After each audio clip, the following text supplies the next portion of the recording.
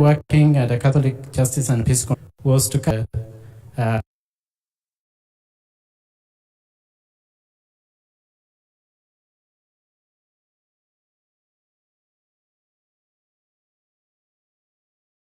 healthcare service, and we also expanded outreach programs.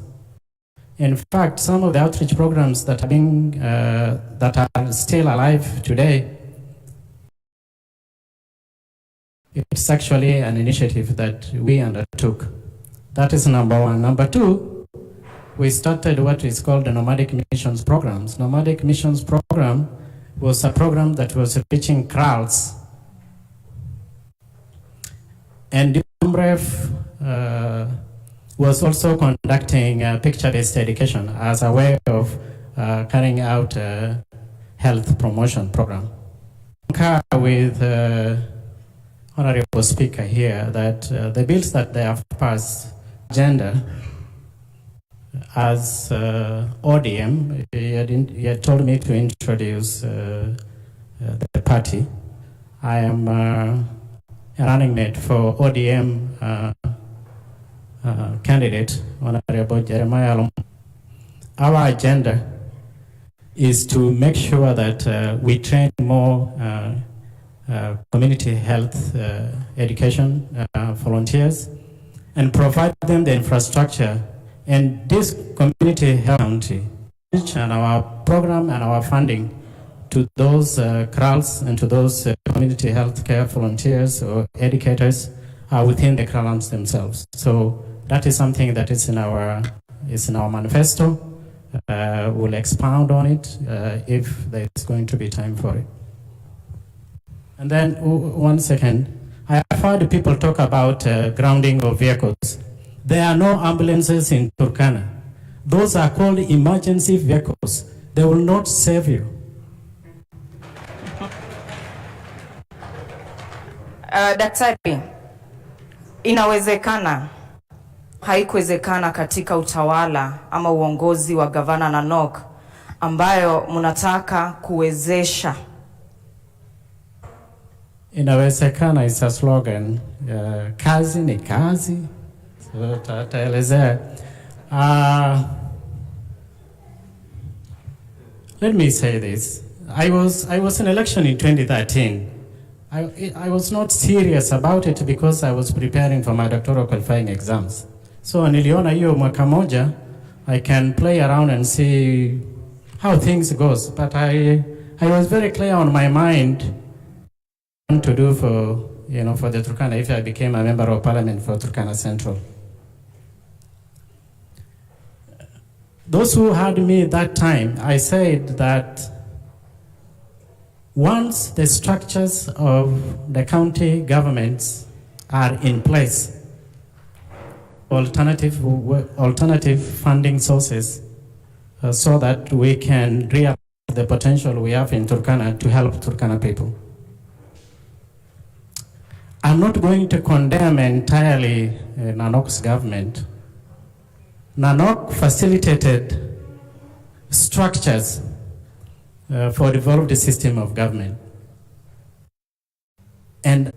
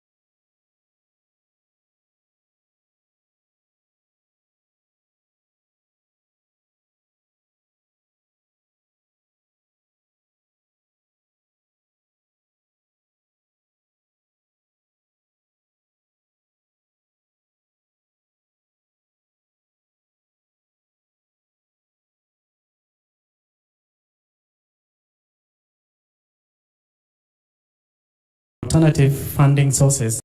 So my English is still... It doesn't matter. Education is education. Whether it is whatever, it's education. Very well done. How much have you tried to when you are in Massachusetts? Sharing your knowledge on, is it public health or epidemiology? Both. Just go ahead. Very well. That is one. Two, sponsorship, scholarships, and maybe guiding fresh graduates. What can you quantify from your end that you've done to the Turkana child and the Turkana community? Mimi ni mwalimu. That's the first thing. Nimefundisha vijana watoto wa primary kwa miaka miwili. Nimefundisha. Those are the first two things. That's contribution number one. Contribution number two, I have sponsored 15 orphans. 15. Ule number 15 is a third year at Kenyatta University now as we speak. I was in a campaign rally and there is a needy boy who actually Maseno University. He was late because he lost both of his parents. I've picked him up and I spoke with the president of our university so that he can go and do his bachelor degree at the University of Massachusetts. And I'm going to facilitate him for that. So that is contribution number two.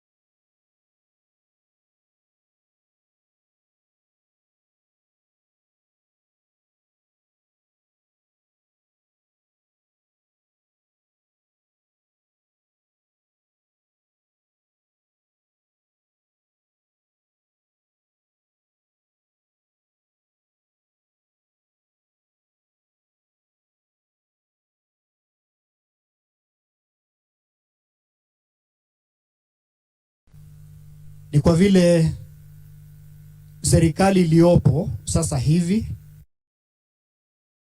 na vile kumsikiza rafiki yangu Akili, they are now doing what they call Sauti Yangu program, which is a human rights-based program for young people. So those are enormous contributions to education. On top of 3 publications. I think you should be time conscious. Well, you told me to answer the questions. You didn't tell me 1 minute, 2 minutes, 3 minutes. Finally, you have 2 minutes to respond to this. Based on your experience, And as the Deputy Governor of Turkana County, from 10th August, do you think the education system in Turkana County is workable? And if so, what plans do you have for the education system in this county? Kenya is implementing CBC program. CBC is good. CBC has been effectively implemented in the United States. I have been working with the schools there in United States. We need to make sure that when we are implementing this program, there are enough facilities, there are teachers. I don't think schools are adequately equipped. And I think that is where we need the gaps to be filled. We need to find extra money, and that is in our manifesto. We have to look for extra money because a lot of funding that comes through the national government is nearly almost all being utilized. So we need to prioritize if we need additional teachers. If TSC is not employing those teachers, how are we going to have enough teachers in those schools? We need to reduce the ratio of students per teacher. For you to effectively implement CBC, you need to keep the number of those kids to about 25 or 30 at most against one teacher. 100 kids in a class, it becomes extremely difficult for that teacher to handle those kids. I think that we also have a problem here in education, and this has to do with abuse of office, where you have people hired for example, interns, they are being asked to give 15,000 or 30,000 for those. I think that is something that we need to look into. We need people to be given a fair chance. We need people to be supported. We need to reduce instances where we have people just coming here and then in a short period of time they are transferred. So there is a lot that we need to do in education, and okay, in our agenda we have... Okay, no using phones kindly. Please conclude your points. Which points are you talking about? I mean, what were you answering? Huh? What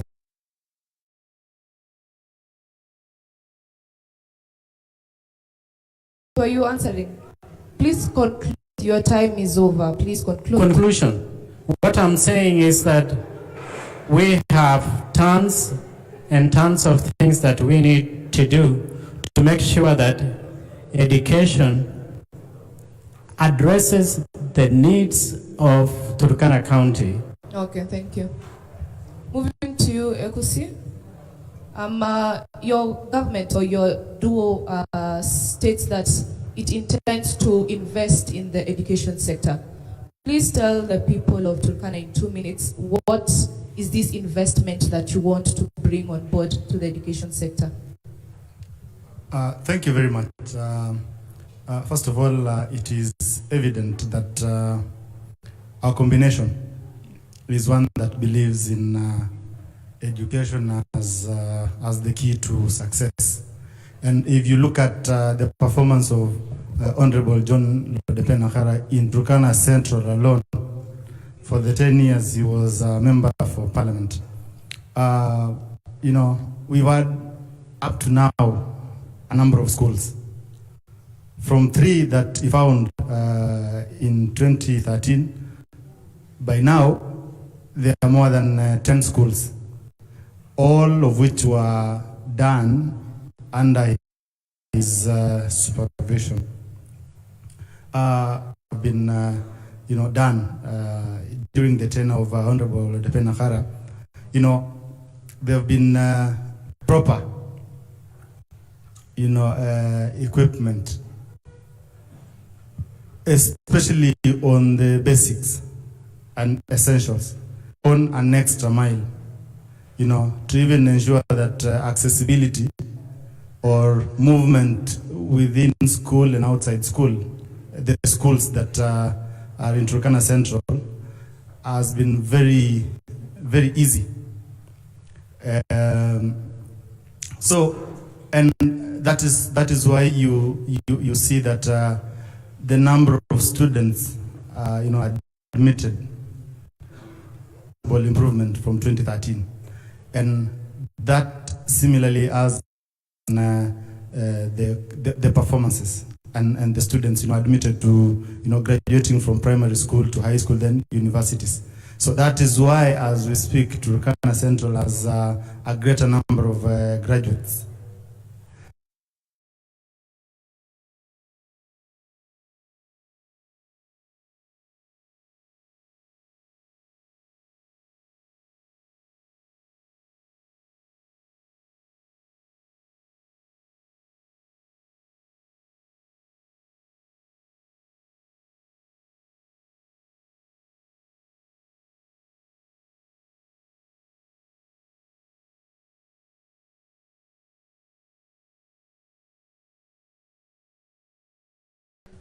For youth entrepreneurship program, and and graduate and earn degrees. He believes that not a church, not, so this is someone that has got hands-on experience on investing in education. So and crossing over to the county government, he are increased in numbers, and he intends to invest in training of ECD teachers, to equip themselves with the expertise required. Honorable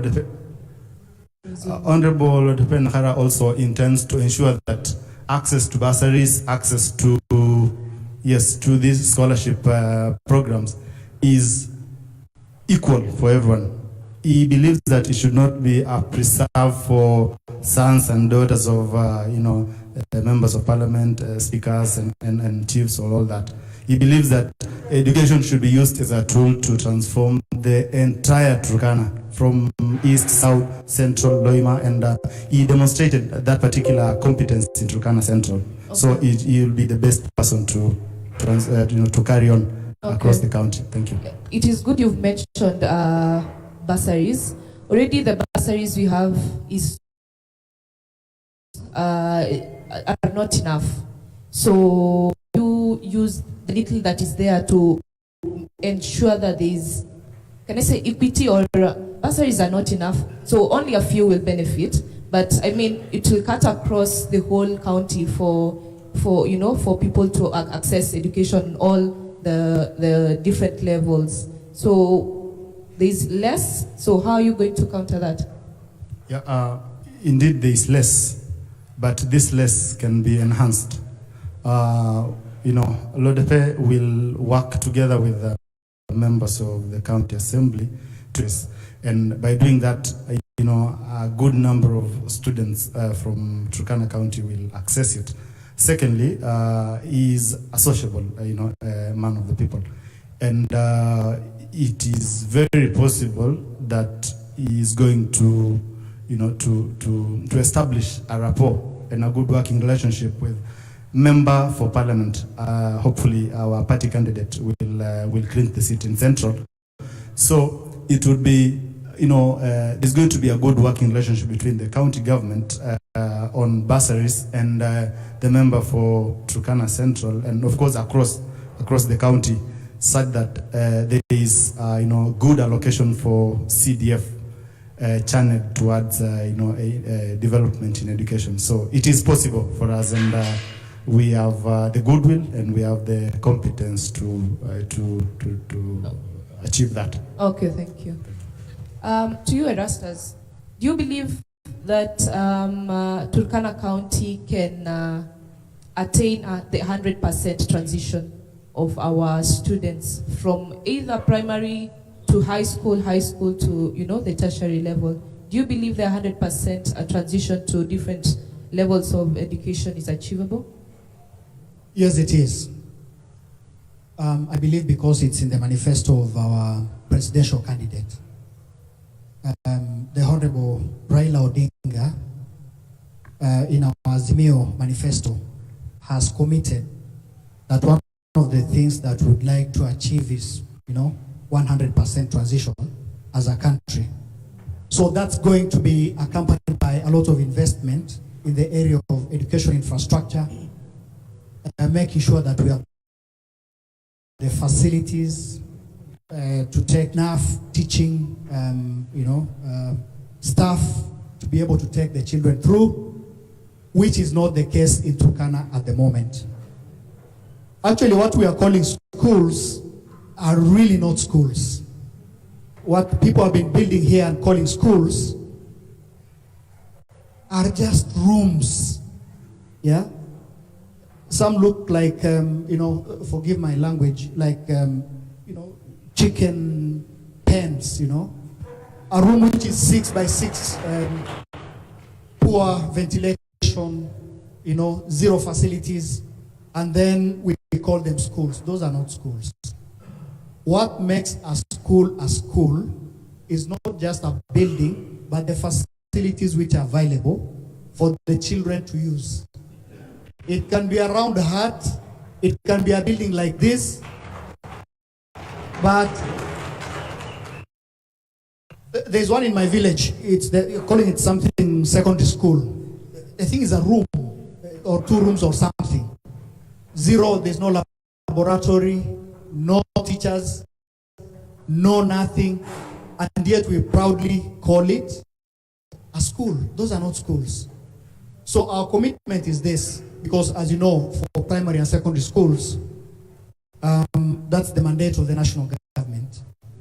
But as a county government, because the standards of education in Turkana have been falling, what we've been doing is, building these structures all over the place, but the quality of education that our children receive is one of the lowest in the country. We'll argue with the fact that our children have been failing. The time when, maybe those of us who are older went to school, we used to produce kids who would go and compete nationally and internationally. Right now, you put kids in school,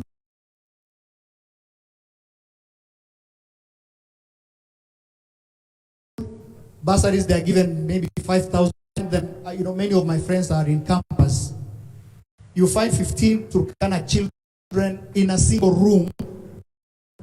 They have to share a room and be expected to compete with children who sleep in a good bed, who have a library. And that's the life that our university students live.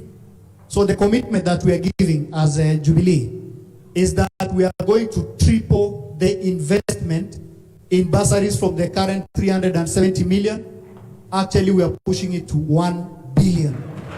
Thank you. And the whole idea is we make sure that all the Turkana children that cannot pay their fees, including those in the university,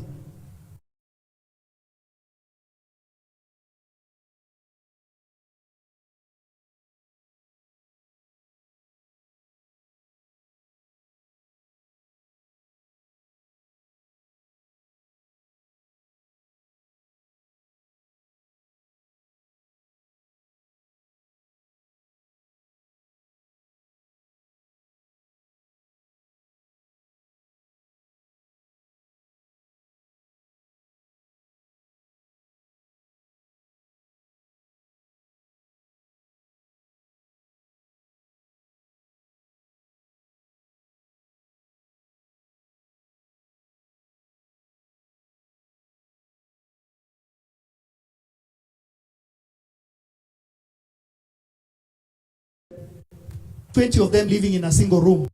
They sleep in tents. 4 of them sleep. I wouldn't expect from a professional who has informed us that, and he has said that chicken room kind of school is found in his village. He's been in practice for 19 years. There was never positive effort to even construct that chicken room. you know, I think, moderator, we always have to start from somewhere. he doesn't have to respond to everything I say. Now, secondly,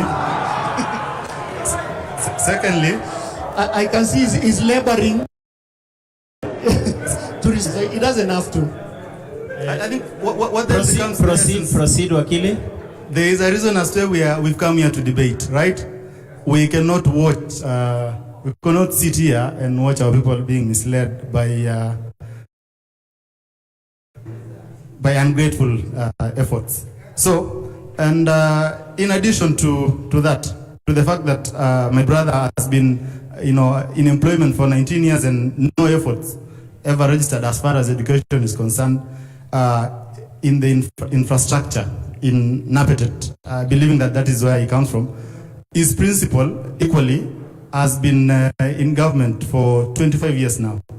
And commenting, in a very, making very bad comments about the efforts put in place by Parliament, forgetting that we are competing people who've been in power for 25 years, and across Turkana West, no notable effort was ever put to even come up with, the chicken rooms. So I believe, it is not a comment that need to go, and responded to. Okay, Yes. thank you. We want to close this maybe session. my request, if you don't mind, this debate to a policy discussion. We want to Let's close not this make it, session. Let's not make it about a cat fight, Okay. Let's just elevate a deputy governor debate. Thank you. We want to close this session. I think, let me just say, respond something. I'm going to respond. Order. We've not granted anyone permission to respond to that. No. This is the last time you are exchanging with each other. We read to you rules that will govern the debate. Thank you, Dr. Please listen to us as your moderators. I'm not responding Order, please. to them. Order, please. Order, please. Order, please. We want online questions. Online questions. I will start with Honorable John. We will come to the plenary. We will start with online questions first. One question. ODM. The case of DGs in Kenya has been a thorny affair. Some have been dismissed by their bosses on flimsy grounds. Assume that somewhere along your boss disregards all the tenets of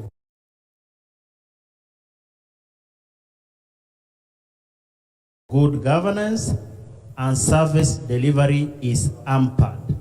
What will be your decision? If you play along, people will get shortchanged, but you retain all privileges.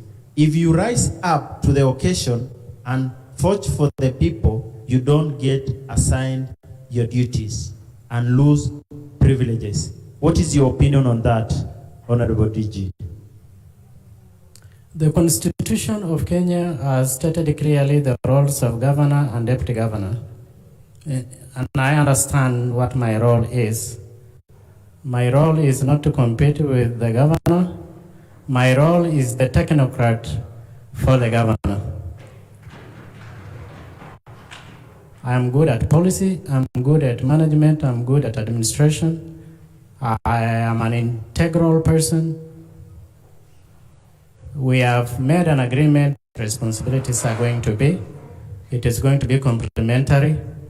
I will never compromise my integrity for anything that goes against the ethics of my work. Thank you, Doc.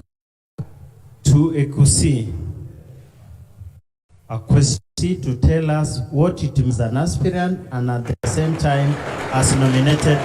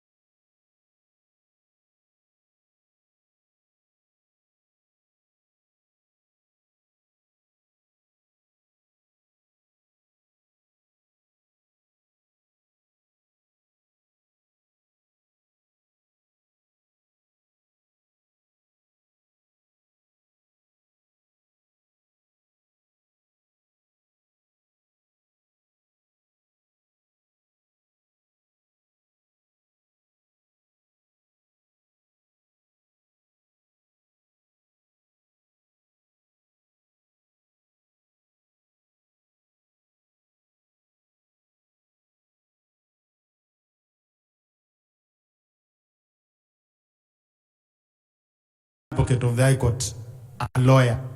And together with that particular detail, eligible. So probably Order. the best person, the best body to that will help, put to rest the concerns from that particular question. Thank you, Akil. IBC. And To you, Erastus, I think you've answered that exhaustively.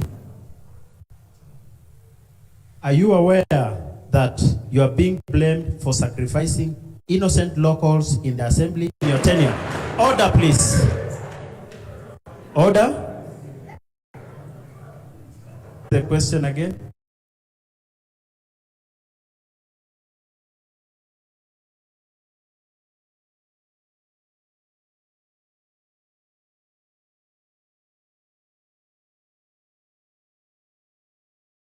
No, I got it. Very well, very well.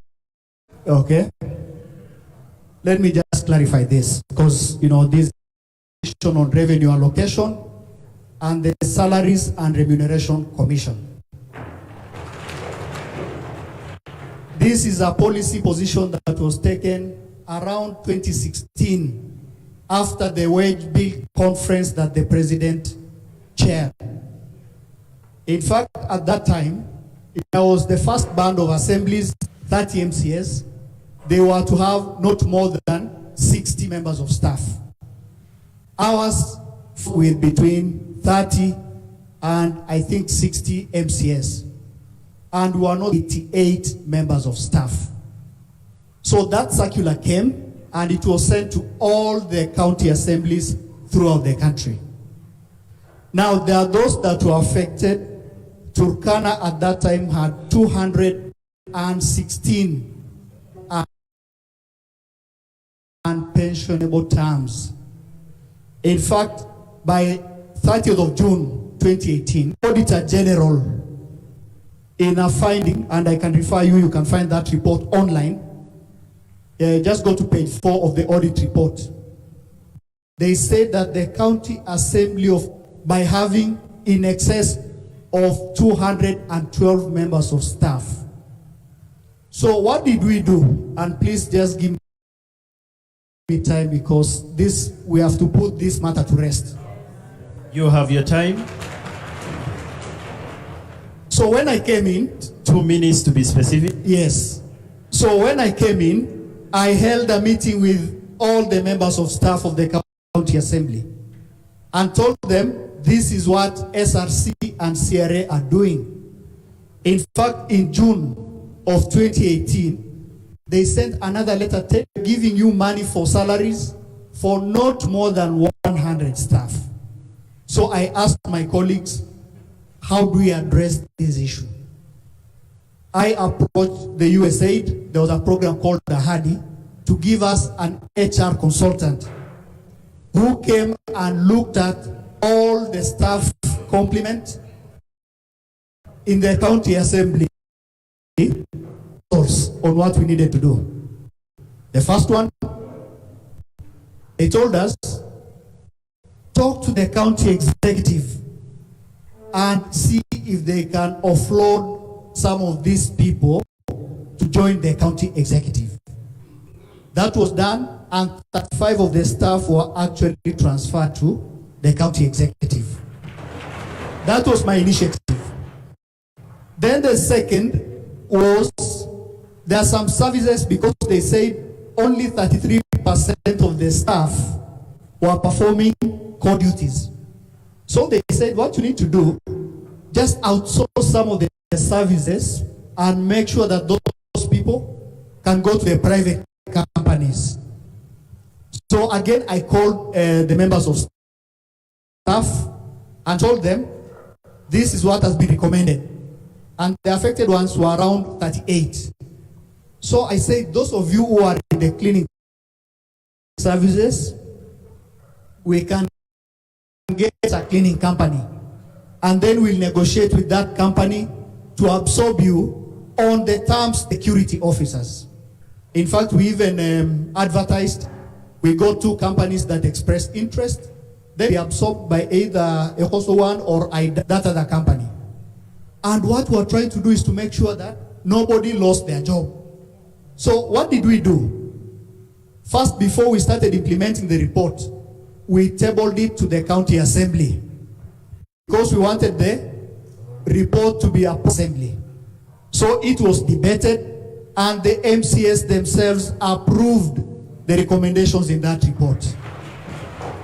So meaning at that point, it was no longer about me, it was no longer about the clerk, it became the property or a resolution of the county assembly of Turkana. Thank you, Wakili. That means the MCS either had an option of rejecting that report or adopting it. What did they do? They unanimously. So if there's anybody who needs to carry that burden, it's actually the members who debated the report and approved it. However, so the members who remained, we actually got the cleaning company on board. And some of the ladies said, we don't want a lot of issues. We will join Kazana as members of staff. So today, as we speak, those women are working in the county assembly as members of staff for Kazana. But now there are the others who are incited. They were told, you go to court. You don't want to either join Kazana or IDAR or Ehoso company. So I advised them, I told them, this route is not proper because we got the advice from the Public Service Commission in Nairobi. We got an advisory from the Salaries and Remuneration Commission. We got an advisory from the Commission on Revenue Allocation. And all of them say, get them to join the private. In a nutshell, I did not expose anybody. In fact, I gave my staff, my people, options of joining those who are misled. And what the court ruled was that we needed to pay them the severance pay. So I feel for them. But I think when an opportunity arises in our county government, which Honorable John Munyesa and I are going to form, we are going to absorb this one. That is the commitment. I thank you. Thank you. Thank you, Wakili. Doc, your question is coming up. Doc, just relax. Just, your question is coming, Wakili. County residents are water stressed. Accessibility to water, to safe drinking water has been a problem. As an advisor to the government, to the governor, that is, what will you do to ensure our area and towns like Kalokol, Lodwar, and many other areas are water secure? Thank you for that question. And sometimes it is annoying to be asked a question like that. Why? Because we have had leadership in this county, Nanox government, which is 10 years. We have had CS Munyes in government for 30 years.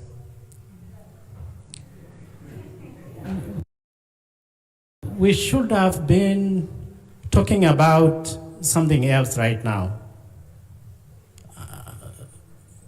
We have so many aquifers here in Turkana, and that water needs to be extracted.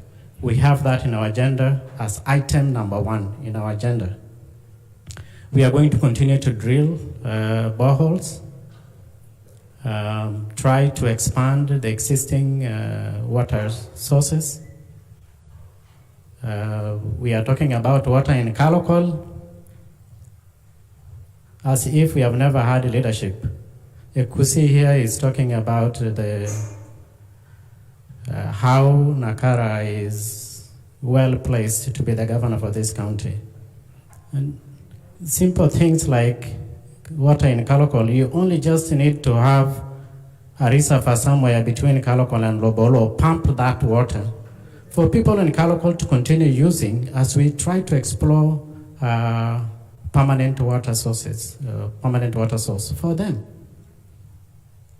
You go to Nakoriongora, a school was built there by CDF at Turkana Central. That is not even, that's actually, you can condemn it because it can fall on the children inside. So let's try to, in our agenda, that is priority number one. We are going to extract the water in Nanam. We are going to tap into the water in Lobolo. We are going to tap into aquifer behind Crado, and all the other water sources will continue to drill. We are not going to depend on the money that is going to come from the national government. We have mechanisms of ensuring to be able to do those things. And Apotkan has an agenda number one, and I am confident with his leadership and with my expertise and the connections and networks I have, we are going to deliver on that agenda. And when we come for the debate next, after 5 years, I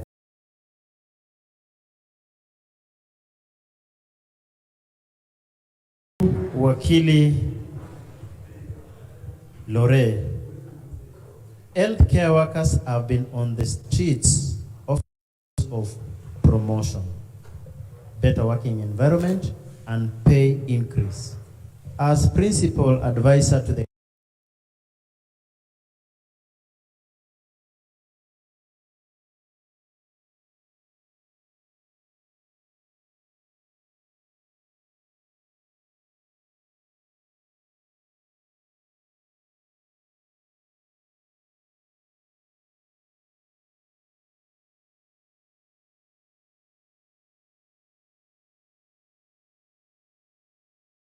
government, what strategic advice fully handed over to the county government. But to the extent that those services are supposed to be managed by the county government, assistant to the governor, who earlier on noted that the problem with the health workers nationally and even at the county level, and which is just the problem that similar to the problem facing teachers and all other stuff. There is a concern on the motivation, and motivation could arise from the salaries, motivation could arise from the condition at the workplace. So to the best ability of the governor and the county government, and to ensure that we do not have such concerns arising, I undertake to take a proactive step to ensure that for the staff and for the element of healthcare, the county government is in charge of, the governor properly takes charge of those particular concerns beforehand, because majorly it borders on motivation of staff. So we will take a human rights approach to such issues and ensure that every staff of our county government, the government that we're going to take over from my brother Nerastas, the current government, we will make sure that the issues of motivation of staff at the health facilities are taken care of as a matter of priority. So that we believe is the best way to approach that particular issue. Thank you. Thank you. I hope you're not responding to that, Wakili. Please don't. Finally, to you.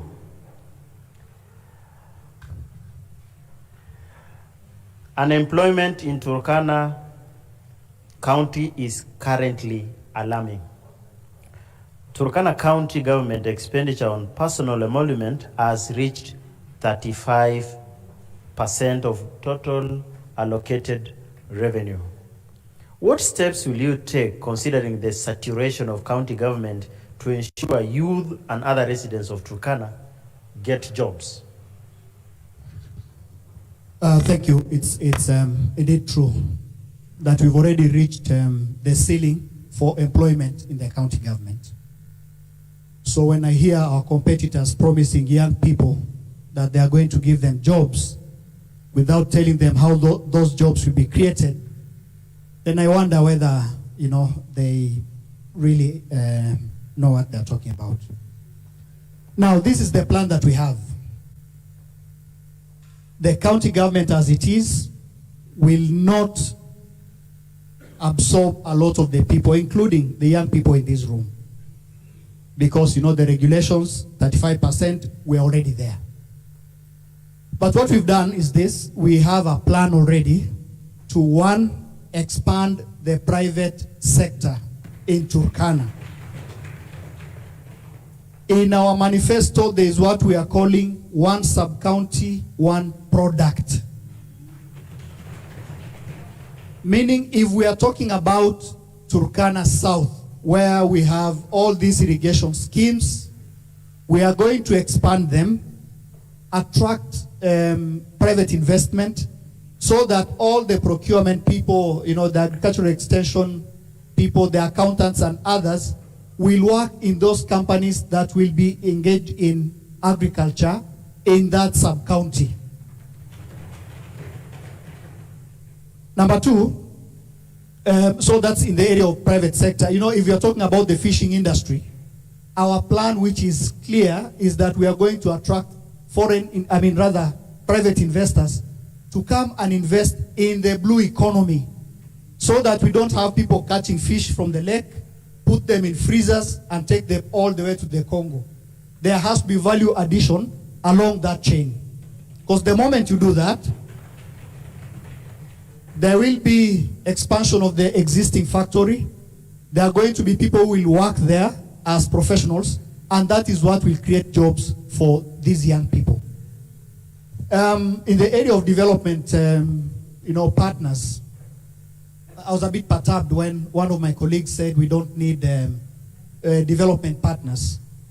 And yet, right now, one of the SDGs, I know my colleagues from Jubilee who came here talked about it, is promoting partnerships. So I think everybody in this room knows that we have the networks with the development partners, both in the UN, NGOs, all the embassies. So our plan is to attract those people to come back to Turkana, so that you can have our people getting jobs with the NGOs. But lying to people that we don't need NGOs, that is not possible. Then finally, in our education program, we have a plan to make sure that the Turkana young people who qualify are actually paid for bursaries to go and study abroad. Let me tell you, I'm a beneficiary of studying abroad. I studied in the United Kingdom. And this is not to say that the Kenyan education system is not good. But when you are there are normally agencies that come to graduating students. I know Dr. John will confirm this. He went to the US. Agencies come and start offering you, based on your area of research and study, that there are opportunities for you to work either back in Africa or even in their home countries. So the idea of us putting money there to support Turkana children to go and study abroad is for them to take advantage of those opportunities. By the time I was finishing my thesis, even before graduation, I had 3 job offers before coming back home. So that is something that we need to encourage all these people in this room to take advantage of those opportunities, among many other people. So those are some of the solid plans that we have as a Jubilee government. Thank you, Akili. Now we are heading to the plenary session. We will have the first round of questions. I have seen Aborigo's hand up. I want a lady. I'm not interested with these men. Aborigo kuja mbele. Nani mwingine huko? Tutarudi kwenu.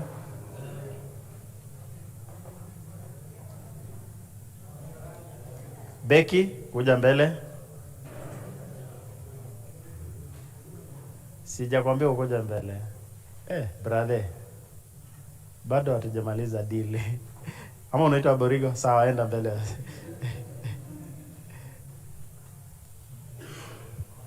Two more people.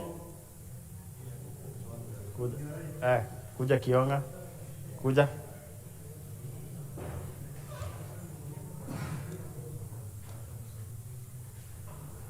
Tell us your name, where you come from, direct your question to any of the candidates, and your question should not be personal. Okay, thank you. Thank you, Your Excellencies. Maybe my question goes to my best friend, that is Right Honorable Erastus. Mine pertains on irrigations. Having been an irrigation expert, I've gone through the 10-point agenda of the Jubilee proposed government in Turkana County. If I look at, according to the Warma report, the river Takwel is obstructed. And from the upstream, there's a proposed pipeline from Takwel Gorge to Ngamia 1. And you look under the Muñez manifesto and under your guidance, you are proposing 9 extra irrigation schemes, which to me looks a good plan, but over-ambitious, because you find, what plan do you have for the other ecosystem downstream? For example, the blue economy. If you over-obstruct water in this river, that means the irrigation schemes like the one for Loima, like Naje and all, the one for Turkana Central, will never get water. So, could it be, what was the logic of having new irrigation schemes instead of improving the existing irrigation schemes, or tapping the water from Lake Turkana through a desalination system as an alternative for? So what was the logic? What derived that we needed the new irrigation schemes? That is one. The second question is on your partner.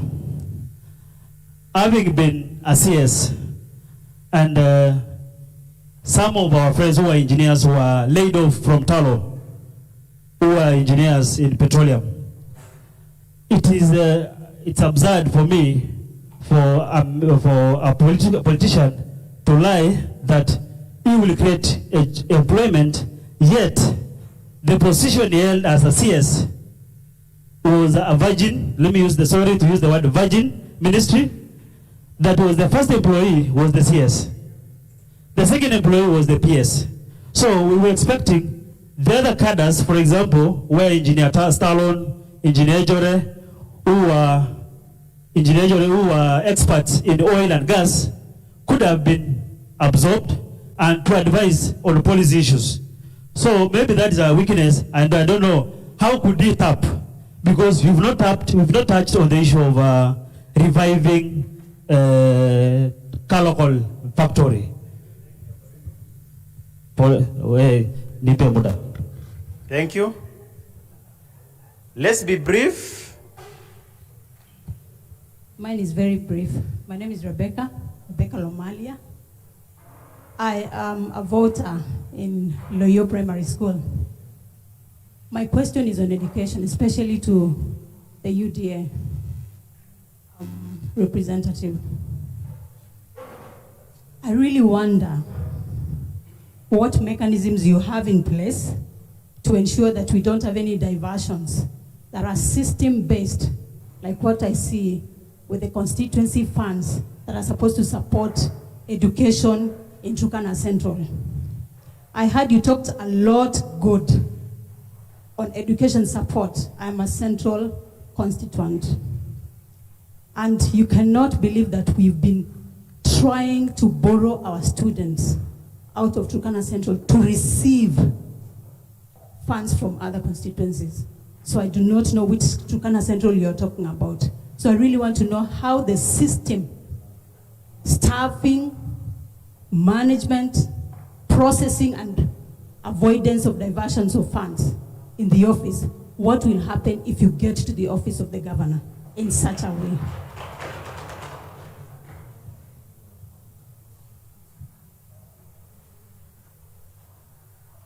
Thank you. My name is Mohammed Yusuf. I'm a voter at Nanam, Lodwar Primary Polling Station. My question is directed to Right Honorable Rastas, the former Speaker of the County Assembly of Turkana, because earlier on, I think he gave all of us an insight that he took part, or he was a committee, or part of those who constituted the Land Registration Act at national level. I'm wondering, having taken part in such a noble committee formation, to date, Turkanas are suffering on matters land. In that, even if now this big project, LAPSET, passes by our land, Turkana cannot benefit.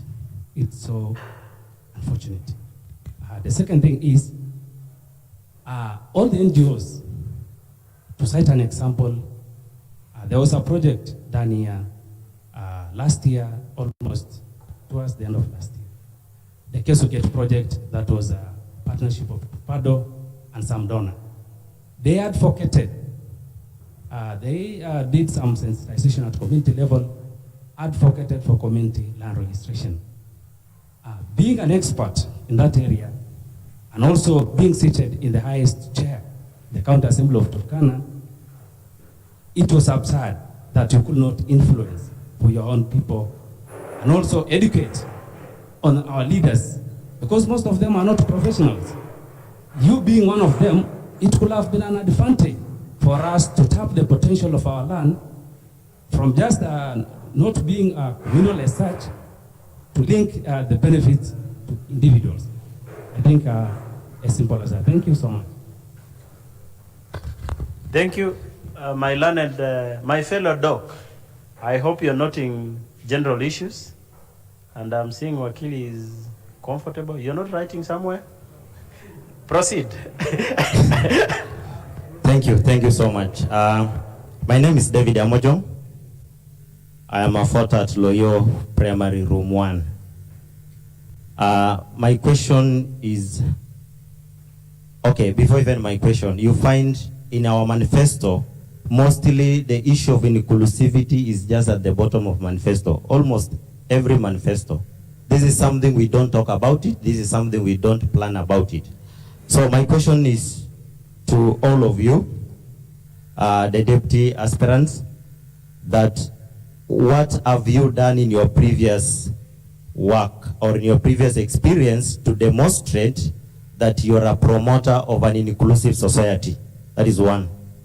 Two, what plans do you have in your government, in your future government, that will bring everyone on board, including persons with disability, including minority group, to ensure all of us we have an inclusive society? Thank you.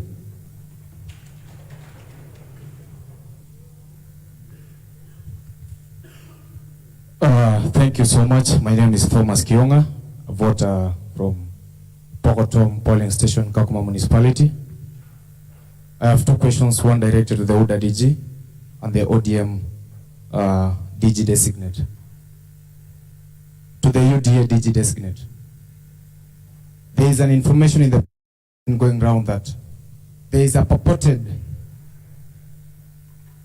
document that was signed between your principal and the current administrators of the county government, the CECs and the chief officers, to promote continuity. That the moment you resume the office, they are still going to serve as the CECs and the chief officers. Clarify to the public, because it's an information that's out here. To the ODM DG designate, From the list of nominated MCAs that have been going round, one, Lokopir, an ODM youth chair, has been nominated as an MCA representing the minority group. The aspect in the ODM agenda, do you believe in inclusivity? Asanti sana. Tunaomba mpunguze hizo shamra, tupatie wenzetu wajibu maswali. Nani amerushiwa maswali mingi? DG, you had one question. I had one question on inclusivity. Let me tell you, the only ticket that you guys can be hopeful for now and for the future is actually the ODM ticket.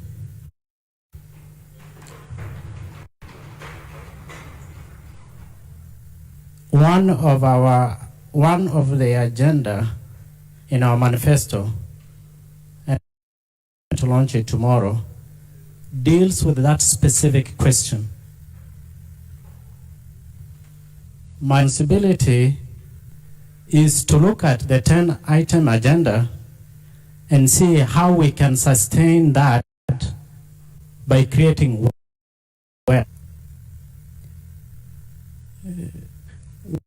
About job creation and inclusion, this is what we are thinking about. Every group will be put into some kind of a circle, and will register about 200,000 of you, and you will contribute into that kitty 20 shillings a day. That's a day, 120 million in 30 days, and that is 1.4 billion in a year. That is how we will help you young people. We can put you in groups so that you can get loans of 500,000, 1 million to help yourselves. I don't think UDA and Jubilee have an agenda that is not tied into something else, like including like talking about partners. Partners are good, but we cannot push ourselves into partners so much. We also need to tap into the potential we have. We are going to put you into programs that generate money, and that is in renewable energy, and that is, we are going to an additional 3.9 billion. So our agenda is very progressive. It is going to help you. We provide solutions to the problems we have. We are not going to rely on the county government. So if there is anything that we are going to be hopeful for in terms of inclusivity, it is us. Just like the same way Kusi said that there were documents that are circulating in social media. I'm one person who doesn't believe in what is circulating in social media unless they can actually be verified. If I were the one involved in trying to distribute these seats, I believe in equity. I believe in social justice. It's inside me. So I don't know whether whatever the person asking the question, whether that is the true list that is with IBC, or that's just a propaganda list that Jubilee bloggers throw up there. Honorable DG, this is a political season. Propaganda is the best tool that is used. In your own opinion, do you think Lokopir deserves to be included as a minority? In your own opinion, whether the list is true or not true. In your own opinion. We are talking about inclusivity. Inclusivity simply means that there are criteria and standards in which people get nominated. If you tell me whether Lokopir deserves to be nominated, I will say yes, just like the way anybody else can be nominated. Very well. If he took a position of somebody else, then that is different. Very well, Doc. Very well. Thank you, Doc. Yes, I see. You start with three something questions. on. You start with something on the Jubilee nomination list. What is your opinion? I am not aware of any Jubilee nomination. United Democratic Alliance, it is none of our business, whatever is happening in those other not serious political parties. Called fake list. You know, it does not relate. Proceed, Wakili. With due respect. Now, I have with me 3 questions that were directed to me. But before I start tackling at a time, I join issue with the ODM, DG, that we equally do not believe in, auctioning our ability to be self-reliant. We don't believe in auctioning that particular ability entirely to be at the mercies of partnership. What we believe in as a team that has got its candidature anchored on the hope for our people, and by our people, our homemade solutions as a main plan, so that in the event that we need to get out of the box in approaching whichever partners would be readily available, then it would be an option of the last resort. So we do not believe in looking at partners as the main plan. And that seems to be the agenda from my colleagues from Jubilee. So now back to the question asked by Becky. She asks about the issue of diversion. I believe we all know that mismanagement of public funds is an issue that the law has already been provided, and it has been extensively provided. And in the event that public funds are wrongly put to use, then we've got adequate channels. We've got, very independent institutions to handle that. So I believe that if a person is capable of identifying, that there is improper use of public funds, then it should also be, trusted to approach the relevant bodies. So such an issue cannot be, I think we'll not be giving it any serious attention, or rather any good attitude, making it a subject for, public debates and political. To the best of my understanding, and on behalf of the principal, the very able principal whom I represent here, there is no any query. There is not a single issue, ever brought before the public bodies in charge of our candidate, missionary John Lodwar. I move to the concept of inclusivity, Article 27 on non-discrimination. We believe in Article 100 on protection of the minorities, and that is the same spirit my principal, Honorable John Lodwar, believes in. And if you go down the number of years, if you go down into his leadership from 2013 up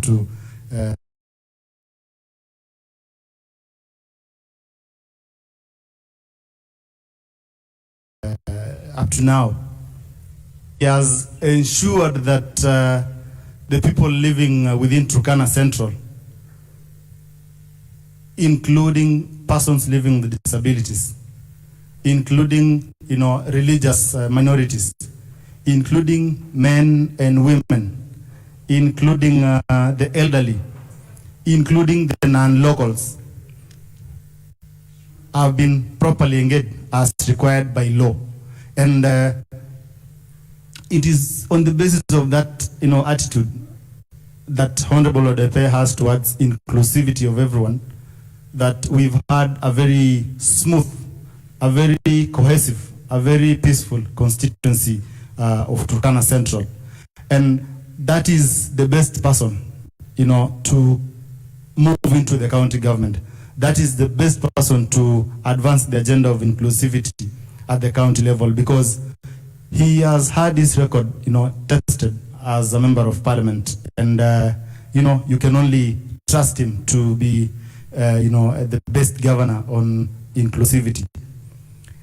Another question is on a document, alleged to be circulating. The creativity of our, opposing bloggers is just out of this world. And to even imagine that a document would be executed between a candidate of the person of Lodepe Nakara and a group of individuals that have not been named, with the intention of perpetuating, their employability at the county government, that is a very crazy, that's a very crazy, thinking. Because our candidature, that given that the county government is a creation of the law, then the law should be supported in running a particular, institution. To understand that engagement at the county government is both on contract basis, and there could be another engagement that could be on permanent and pensionable basis. So for you to approach this election and management of this county with a mentality that you're going to, to fire everyone, notwithstanding, their nature of, engagement with the county government, it only demonstrates that, you come from the blues. Because we believe as a candidature that everyone should be treated in the manner in which he was engaged. We do not have any secret, agreement with anybody, because we believe that such engagements are very illegal,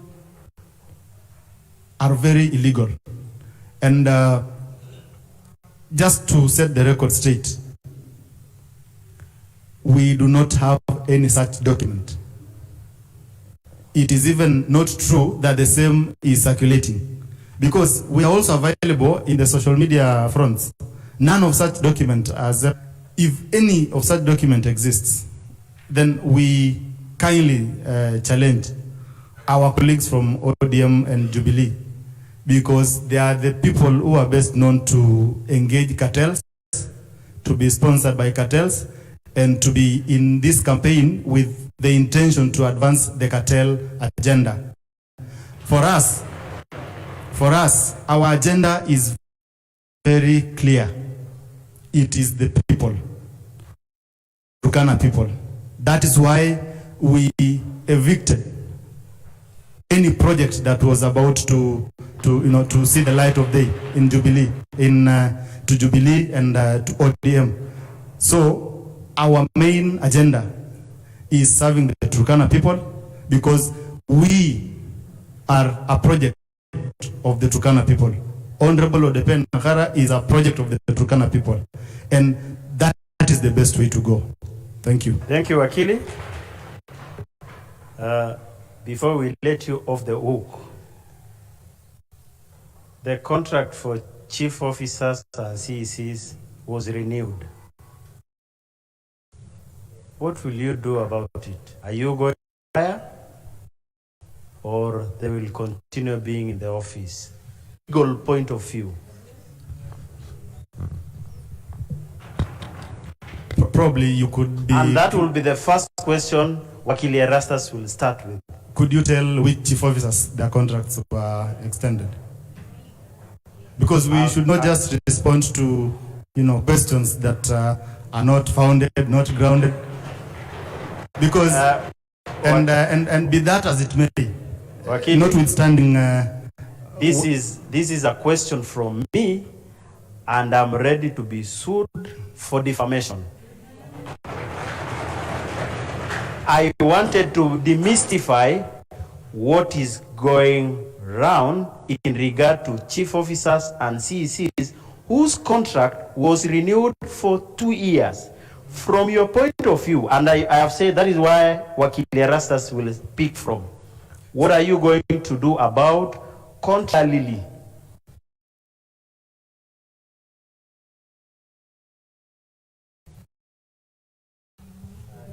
renewed? What will you do? I don't want to pinpoint. I am only asking from the legal point of view. Contracts that were irregularly by the appointing authority. Order, please. With due respect, Dr. Of course I'm going to answer, but I would not, we would be answering all that. But be that, given that you've already confirmed that it is a season for rumors. Now, I'll answer this from a legal point of view. Legal documents,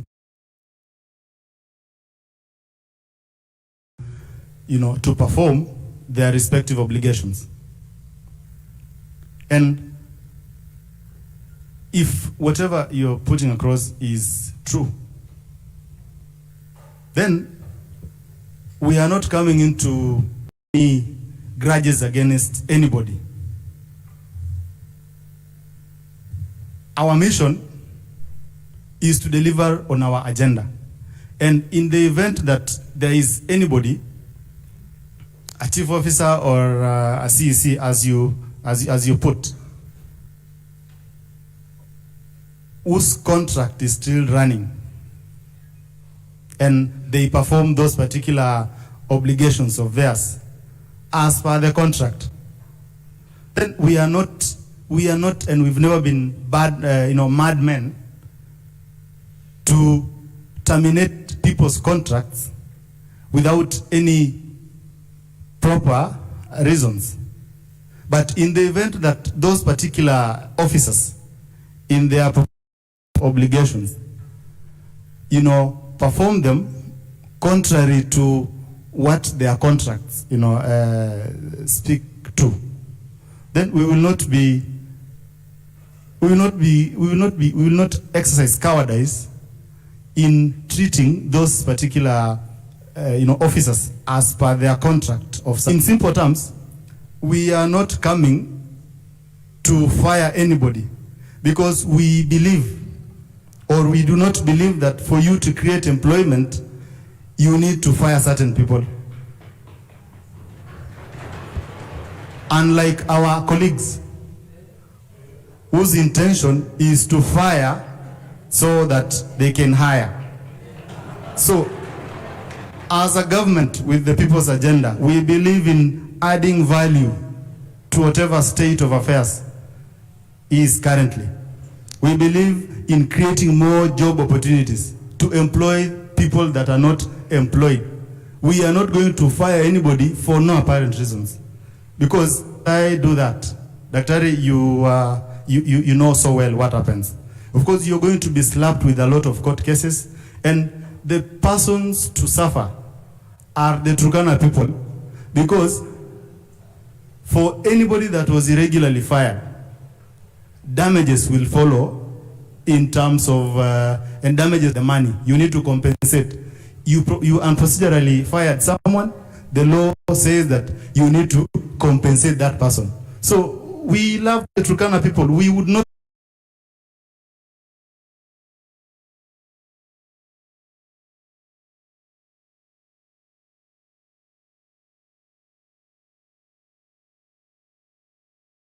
and better approach. We do not have any grudge against anybody. We do not have anything personal against anybody, like our colleagues, seem to be. So Thank you. I believe that should be, Thank you. that should put that issue to rest. Thank you, Akili. Thank you. That issue is now with you. I would wish to inform, so far we have 381 voters viewing this debate online. So all that we say is on record and will be on record. To start with you, Akili, promissory notes on who to appoint CECs and chief officer. And other people are already on contract for two years. You are part of the team that was vetting these guys, and you know the term limit is tied to the governor. What will you do?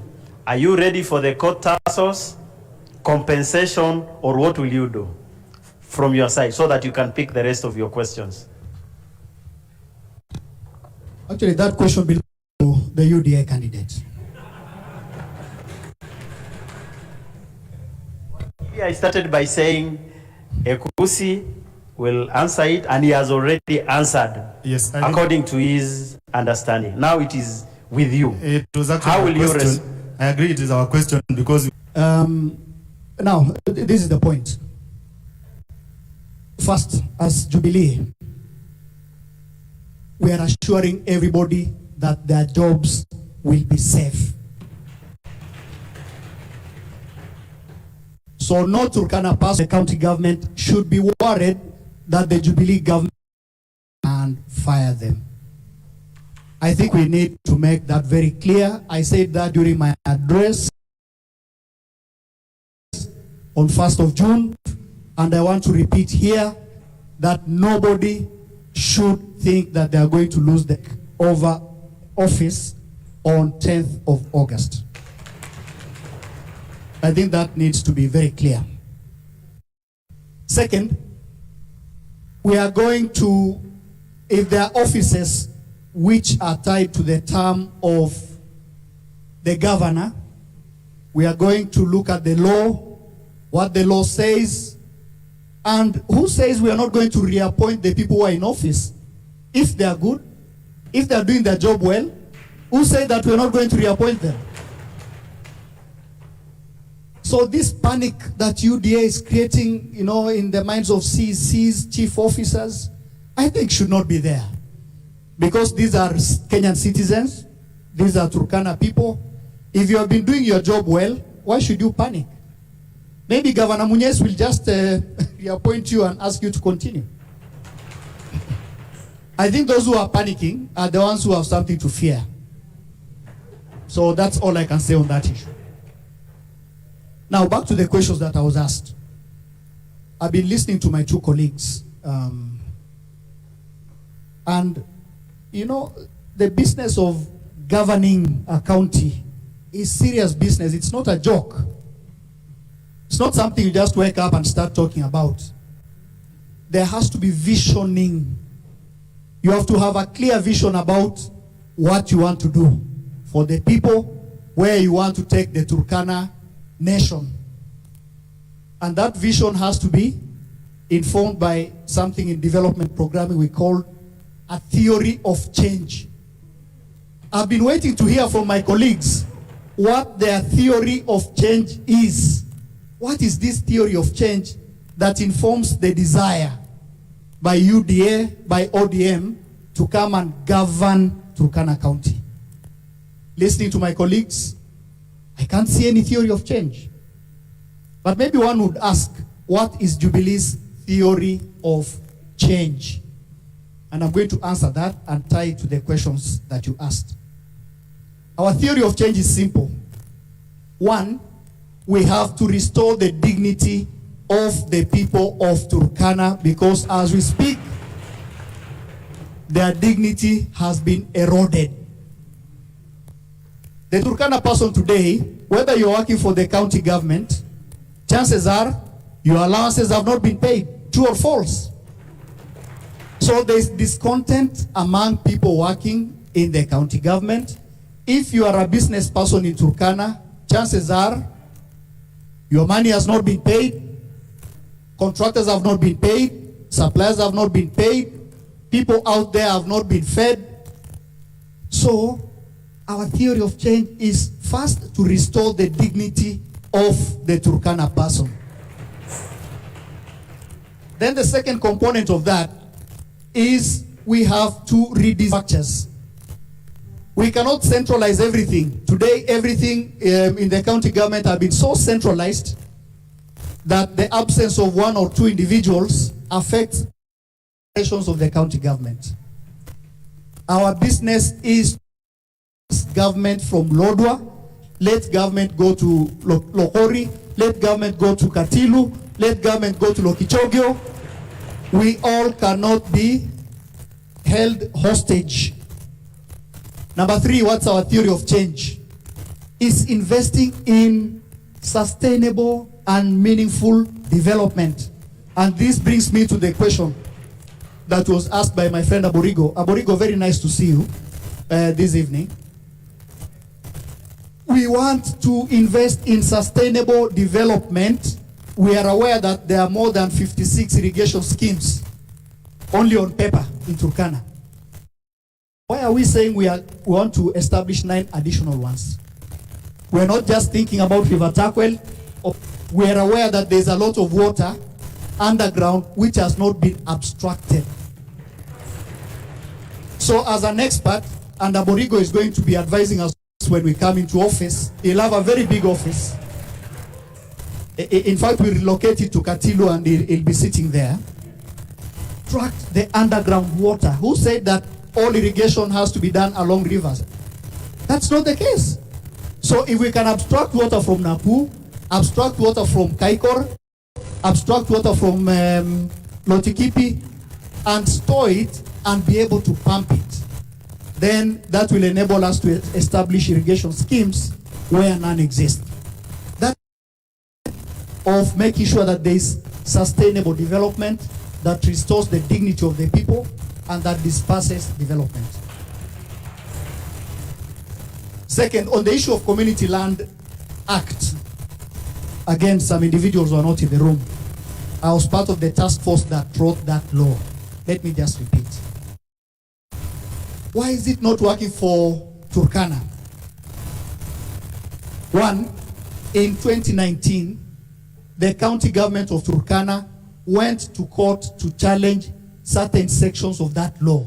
County Assembly, while we are trying to develop a law to operationalize the Community Land Act, we could not do that because the county government of Turkana had gone to court. So we had to wait until the court determined that issue. And the determination was that the 2 levels of government sit down and resolve that issue amicably. In fact, as we speak, there is already a program of community consultation to make sure that land is adjudicated and that there's going to be titling.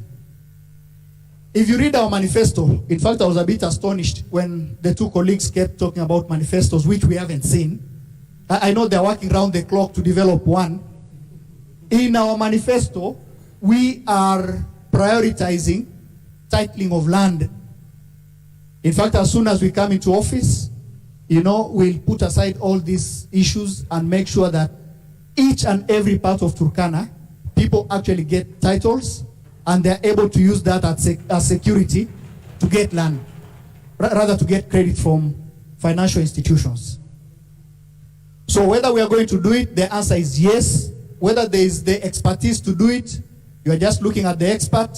Whether there is a will to do it, Honorable John Munez and myself are willing, able and ready to do it from day one in office. Question number 3, Mohammed, thank you very much for that question. On partnerships. My colleagues seem to be averse to issue of partnerships. Let me tell them, because perhaps they are not familiar with the current status of government. Turkana County receives between 10 and 12 billion of shareable revenue. Out of that, 4 billion goes to personnel emoluments. I know they are coming with this mind that they are going to find a pot of 12 billion in office, and therefore we don't need partners. The truth is, you'll either find 6 billion, for operations, for development and everything, or at most 8 billion. So if they have costed their operations, their manifesto like we've done, we know that all the ideas we have for Turkana are going to cost more than the 6 billion that is available in the budget. So what do you do as a responsible government? Is to ask yourself, where are we going to get the additional resources? So we've already thought about it. We know we're mapping, expanding the private sector is one way of doing it. The other one is to attract development partners. So we are not saying that government will not do anything. No. All we are saying is we'll do what we can with the little resources, but we have to be creative and go out of our way to raise more. So we've been advising, our NGOs. In fact, when I came into office, I created something called the Speakers Roundtable with civil society. And the whole idea was to link them up with donors who are going to fund their programs. Because I was a donor myself before I came to the county government, I know how it works. I know the opportunities which are there. So we are going to support these groups. Now on to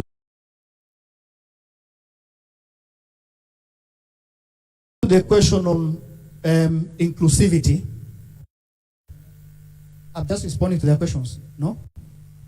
That is the final one. Yes, it is. If there's a that is very clear about inclusiveness, it is the Jubilee ticket.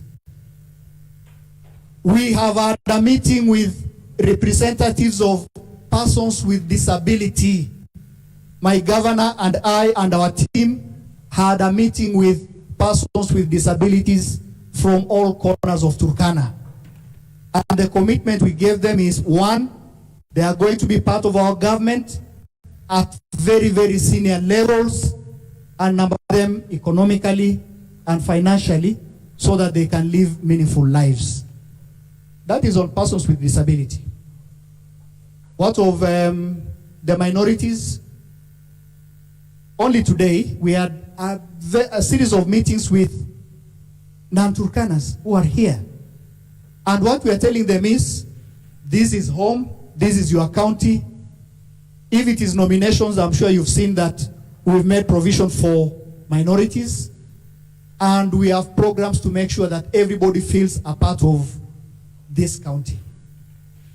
Then finally, there's this allegation. Okay, there was a point about jobs, which my friend Aborigo asked for the petroleum question. Now, Daktari, I beg that you give me a minute, because there's been a propaganda around that Governor Munez did not do anything on the petroleum issue. Let me clarify. One, Tullow Oil did what was called exploration. So those are the operations that happened in Ngamia 1. The next phase, so you move from exploration to production. And that required a number of things to be in place already. One, the investor needed to know that they could have access to the land where the pipeline was going to be laid.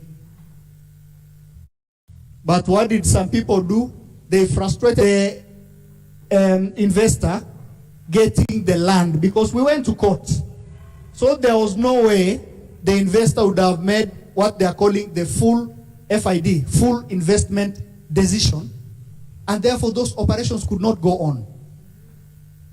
So if operations are not active, they're not going on, which private investor would keep you on a job and yet they're losing revenue every time? So that was the first component of that.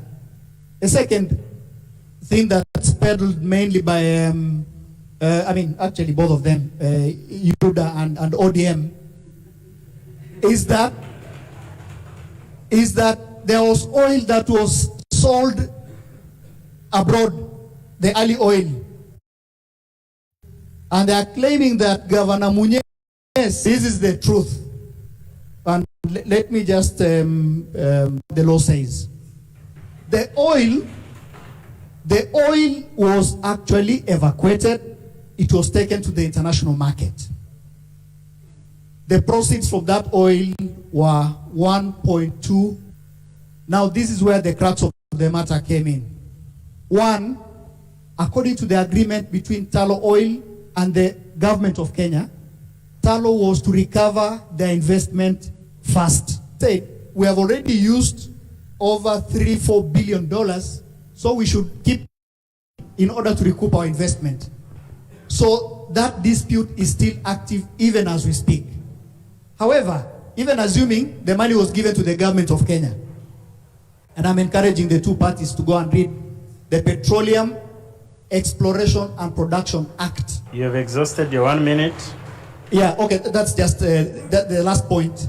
The act says that the county government will pass a law on how the revenues from the oil will be used. In other words, Turkana County government passed a law that will show how the 1.2 billion was going to be used. Did we pass that law?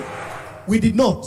USAID actually supported the county government to develop an extractives policy. They pushed, it was never adopted by cabinet. Out of that policy, a law was supposed to be brought to the county assembly. We kept put, so meaning the fault is not with Governor Munez. We know where the problem is, and the owners of the problem have to own it. Thank you. Thank you, Akili. To start with you, do we have any plenary question? 3 only. Nakusa back there and LF. 3. To start with you, Akili. Rampant corruption in Turkana. 100 days in the office. Wajakoya style or which style?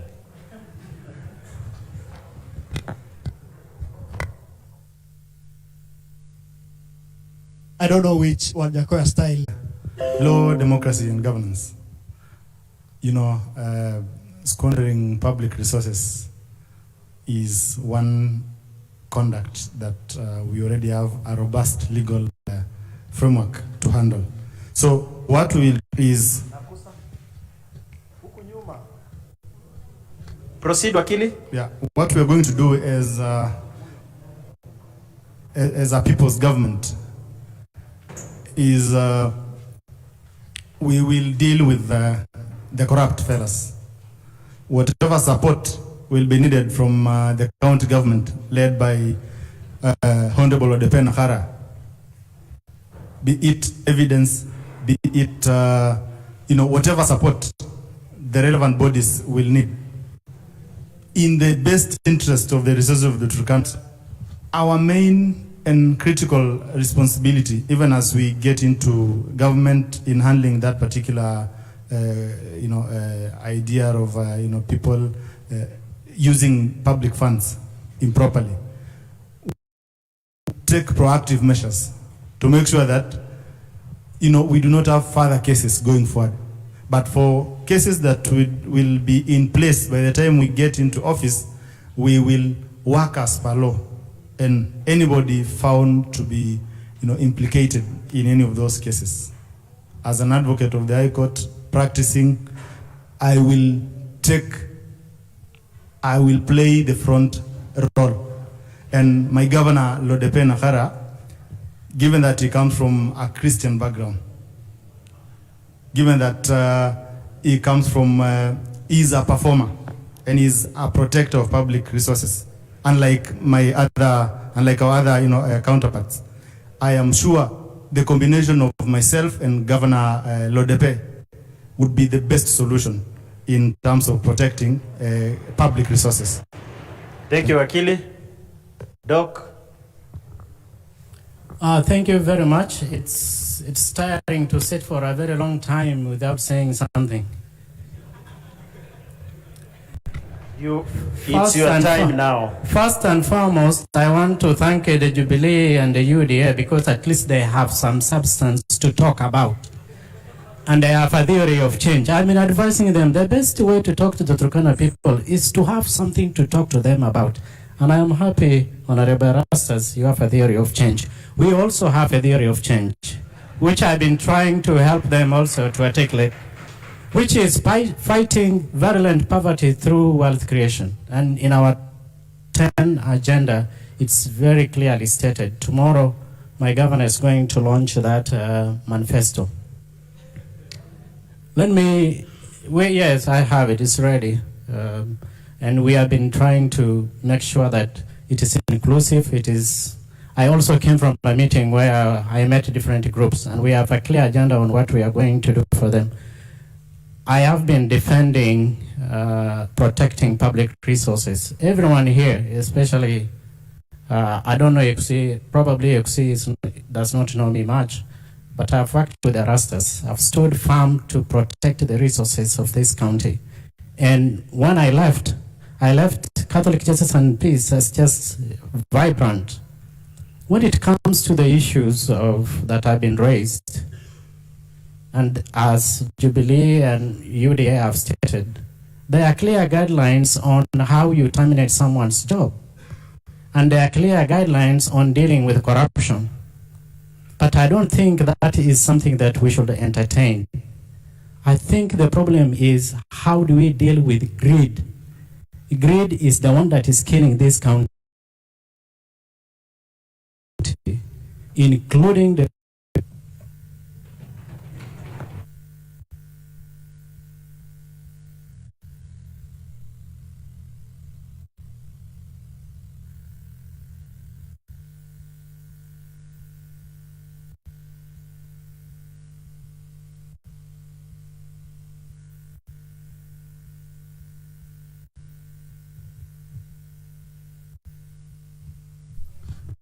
Your name? My name is Ajaling Alfred, also known as Edian Turkana. Doctor, you can excuse me to ask our DG in Ngaturkana. Here, these guys, if they know to talk in Ngaturkana. Please proceed. Thank you. I think it's ni elosi nya lore. Ate ninga si atamari eyenete Ngaturkana lo depe akidonga yom. Royo beni lo depe. I think it's na. Adukula depe secondaries. Lakini eduko primaries. Ake tamuneta na tini mureta aklasa pi.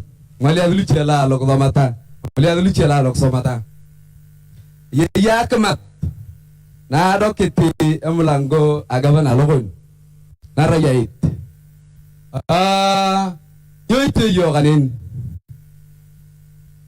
Kori rekena yongo kagavana koni ake ngaragi ni Turkana kuai. Na ngari elodiak ni takani Rastas. Halo re. Kamorak ni setengna. Karlo 2017 yang karta dana IBC na rafek apote alo Uganda. Apote alo Uganda. Iya kale itu mo na ko kakura. Wali mo kiding Turkana. Aking setengna esal. Elodi Nia dokta la rai incoming dijikang alo gerika ali yongo itomogno agide na kalikon ejogonoi.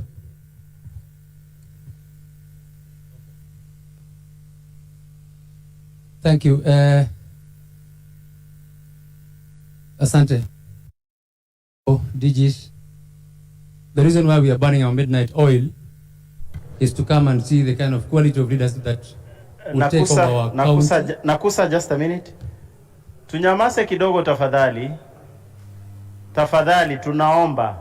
Tunyamase kidogo, Nakusa ulise swali, our DGs wapate nafasi ya kujibu. Endelea ndugu. Thank you. Let's just listen.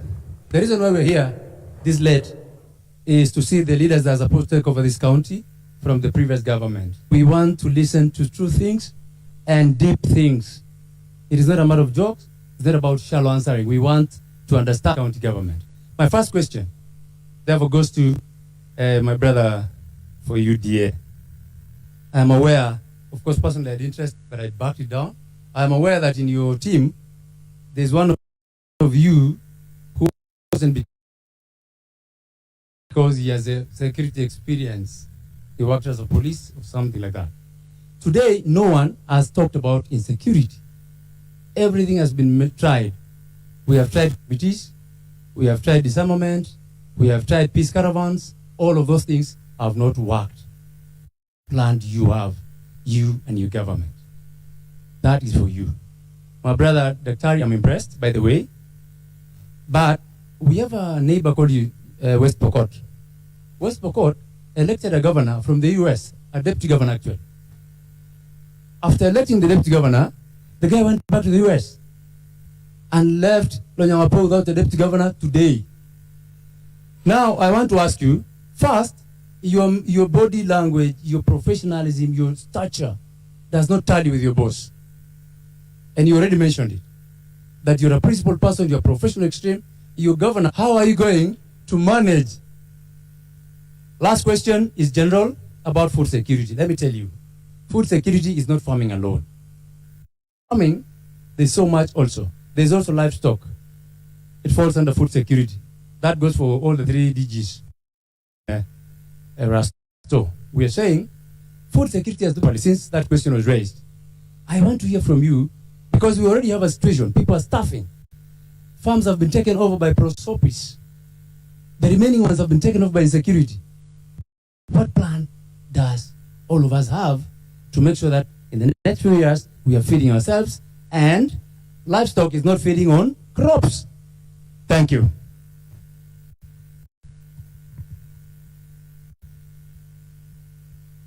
Thank you so much. My name is Vicky Lotede, and my question is a general question. Turkana County has been ranked counties that have highest inequalities according to the KNBS statistics of 2020, where we are ranking at 0.58 as a county, yet the nationwide threshold is 0.32. That's relative. There is so much inequality in terms of youth, in terms of legislation, in terms of even the bursary allocation at the grassroots level for the university and colleges and even high school. Recently, there was a case of a high school young girl who had a deficit of 76,000. I tried liaising with the area leadership that was Kanamkemer Ward, then the area MP that is under Turkana Central.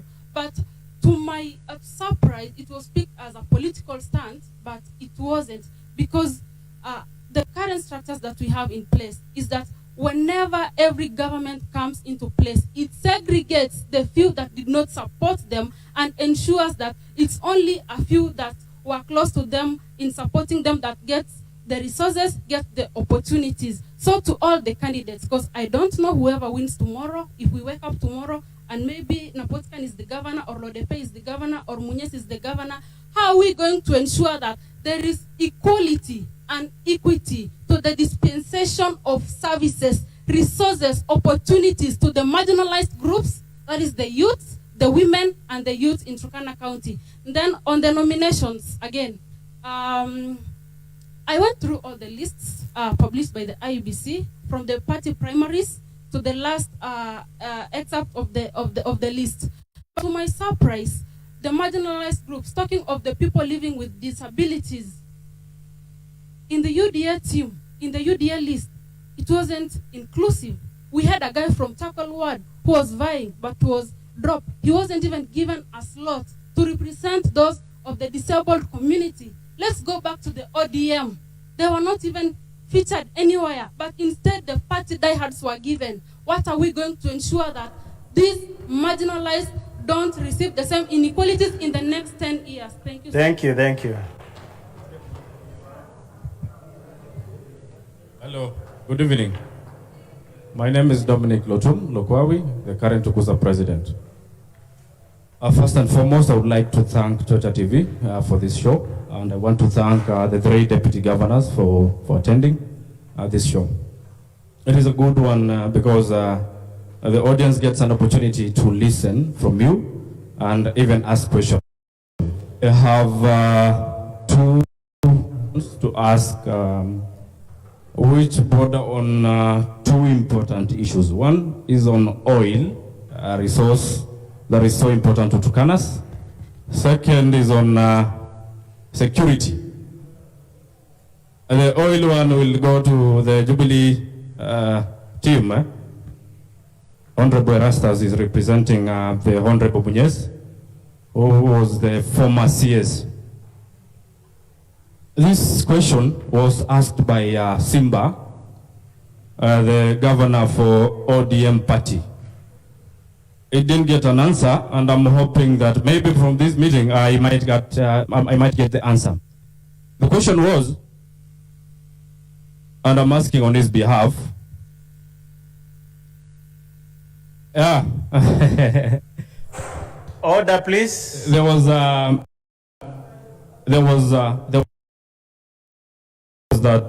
the Jubilee. What is the question? Unfortunately. What is the question, Cool, Dominic? Cool kidogo, bro. Hey, time, Bana. Time. The question is the report that the Honorable Erastus gave on oil and how the proceeds went is totally different from what the Honorable for Turkana South Lomenen was giving. There was a bit of conflict some years back between Jubilee, the current Jubilee senator, and the current Jubilee governor. They're in the same team. Lomenen was citing frustrations from the national government as to be the impediments of the oil exploration, to be the reasons as to why that was supposed to be helped. It is unfortunate that these people are in the same team. Honorable Erastus is saying at the moment about how the proceeds went, about profits. I don't know that the company was saying they were recovering some money that were used, that there were frustrations from the state, and the state representatives at that time was the CS for Petroleum, John Muyezi Kiyonga, who is the current governor, which is which.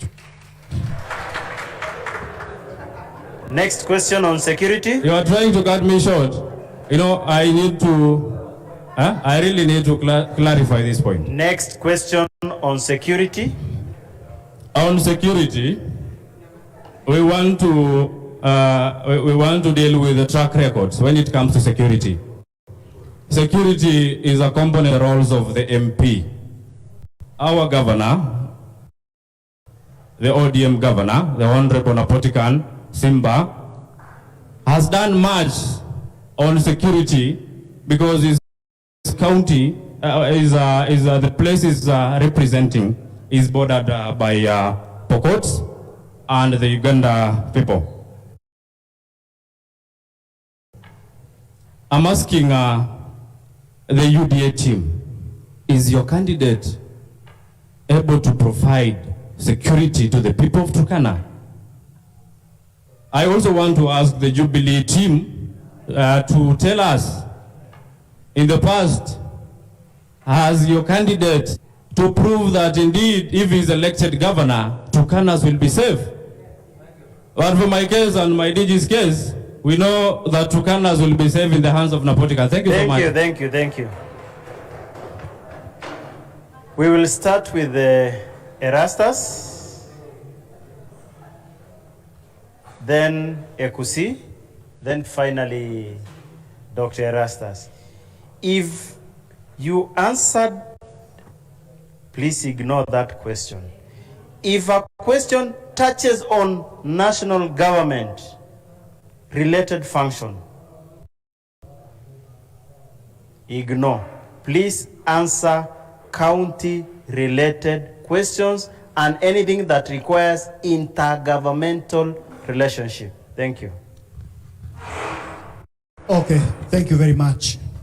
First, I think the question by Jack, we talked about it on food security. I think we have comprehensively talked about it in our manifesto, which is in the public domain.